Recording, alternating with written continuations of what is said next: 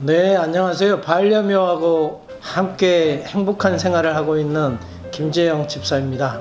반갑습니다. 오늘은 고양이를 처음 입양을 했을 때 어떤 생각을 가지고 키우는 게 좋을까, 어떤 준비를 하는 게 좋을지에 대한 이야기를 좀 한번 해보도록 하겠습니다.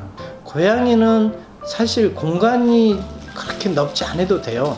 수평 공간보다는 수직 공간, 그러니까 입체적으로 자기가 생각하고 있기 때문에 설령 그 방 안 공간이 적다 하더라도 캣타워를 해준다든지 아니면은 속에 뭐 선반을 만들어서 공간을 만들어 준다든지 하게 되면 훨씬 얘는 넓은 공간에 생활을 한다고 생각할 수 있거든요. 하지만 너무 조그만 공간에 생활을 하게 되면 얘들 나름대로의 스트레스를 굉장히 많이 받을 수 있기 때문에 입양하기 전에는 충분하게 공간 자체가 필요하지 않을까라는 생각을 합니다. 청소도 일정하게, 얘들은 굉장히 규칙적인 생활을 하고 있거든요. 청소를 정말 열심히 하는 집사가 좋은 어떤 보호자가 아닐까라는 생각을 합니다. 고양이를 키우면서 그런 생각을 많이 하지 않나요?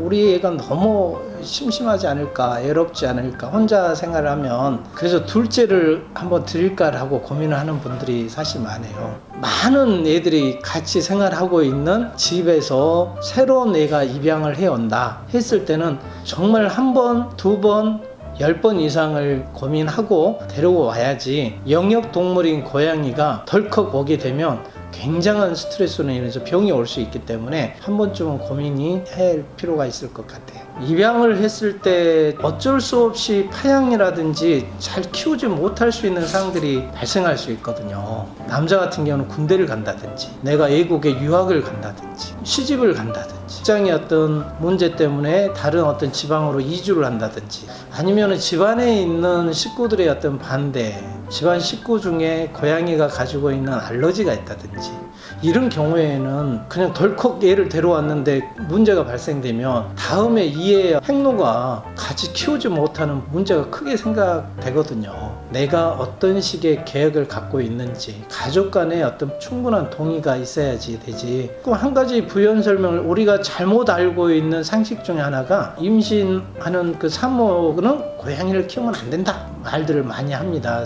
그게 톡소플라즈마라는 질병 때문에 그러는데요, 고양이를 키워서 톡소플라즈마에 의해서 질병이 생긴 게 아니라 씻지 않는 야채라든지 생식을 하거나 아니면 익히지 않는 고기를 먹었을 때 옮기는 경우가 더 많다는 학계 보고가 있습니다. 그래서 고양이를 키우는데 톡소플라즈마가 걱정이 되면 그게 분변으로 통해서 옮기거든요. 남편을 시켜서 청소를 잘 열심히 하면 이 문제는 해결이 되니까. 그리고 혹시 본인이 하게 된다면 비닐 장갑을 끼거나 아니면 하고 나서 손을 깨끗이 씻어주시면 질병이 감염되지 않으니까 이 부분 걱정 안 하셔도 될 것 같습니다.